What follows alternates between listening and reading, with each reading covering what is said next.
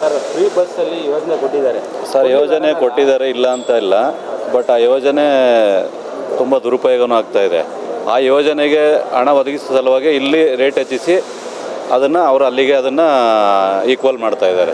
ಒಂದು ವರ್ಷದಲ್ಲಿ 3 ಇಂಪ್ಲಿಮೆಂಟ್, ಹೌದು, 3 ಹೈಕ್ ಆದವು. ಒಂದು ಪೆಟ್ರೋಲ್ ತುಂಬ ತೊಂದರೆ ಆಗ್ತಾಯಿದೆ. ಆಮೇಲೆ ನನ್ನ ಪ್ರಕಾರ ಏನು ಗೊತ್ತಾ ಸರ್, ದಿನನಿತ್ಯನೂ ಉಪಯೋಗಿಸ್ಕೊಳ್ಳುವಂಥ ಒಂದು ಆಹಾರ ಪದಾರ್ಥಗಳ ಬೆಲೆಗಳನ್ನ ಆದಷ್ಟು ಎಷ್ಟು ಜನಸಾಮಾನ್ಯರ ಕೈಗೆ ಎಟುಕುವಂಥ ಒಂದು ಬೆಲೆಯಲ್ಲಿ ದೊರಕಿಸ್ಕೊಟ್ರೆ ಅವ್ರಿಗೆ ತುಂಬ ಅನುಕೂಲ ಆಗುತ್ತೆ, ಅವ್ರಿಗೂ ಪುಣ್ಯ ಬರುತ್ತೆ. ಅದನ್ನು ಬಿಟ್ಬಿಟ್ಟು ಇವರು ಬೇಡದೇ ಇರೋವೆಲ್ಲ ಮಾಡಿಬಿಟ್ಟು ಒಂದು ವರ್ಗಕ್ಕೆ, ಒಂದು ಜನಾಂಗಕ್ಕೆ ಅನುಕೂಲ ಆಯ್ತದೆ ಹೊರತು ಇಡೀ ಕರ್ನಾಟಕದ ಎಲ್ಲ ಜನತೆಗೂ ಅನುಕೂಲ ಆಗುವಂಥ ಒಂದು ಯೋಜನೆಗಳು ಮಾಡಿದ್ರು ಇವರು.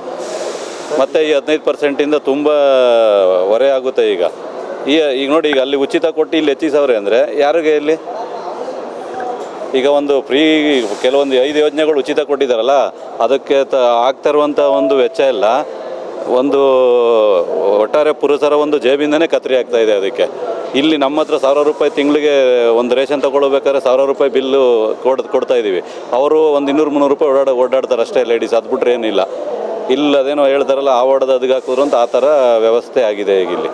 ದಯವಿಟ್ಟು ಇವೆಲ್ಲೊಂದು ಫ್ರೀ ಉಚಿತನ ತೆಗೆದುಹಾಕ್ಬಿಟ್ಟು ಆದಷ್ಟು ಒಂದು ಶಿಕ್ಷಣ, ಆರೋಗ್ಯ ಮತ್ತು ಆಹಾರ ಪದಾರ್ಥಗಳ ಬೆಲೆ ಈ ಕಡೆ ಗಮನ ಕೊಡಬೇಕು ಸರ್ಕಾರ ಅಂತ ದಯವಿಟ್ಟು ಈ ಮೂಲಕ ಕೇಳೋಕ್ಕೆ.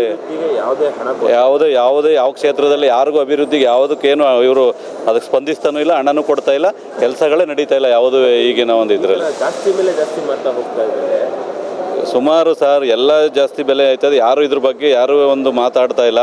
ಎಲ್ಲ ನಮಗೆ ಯಾಕೆ ಅಂತ ಅದೇ ರೀತಿ ಹೊಂದ್ಕೊಂಡು ಹೋಗ್ತಾ ಇದ್ದಾರೆ. ದಯವಿಟ್ಟು ಇದರಿಂದ ನಮಗೂ ಹೊರೆ ಆಗ್ತದೆ, ತುಂಬ ಹೊರೆಯನ್ನು ಸರ್, ಬೇಕಾದಷ್ಟು ಹೊರೆ ಆಗ್ತಾ ಇದೆ. ಯಾರೂ ಕೇಳ್ತಾ ಇಲ್ಲ.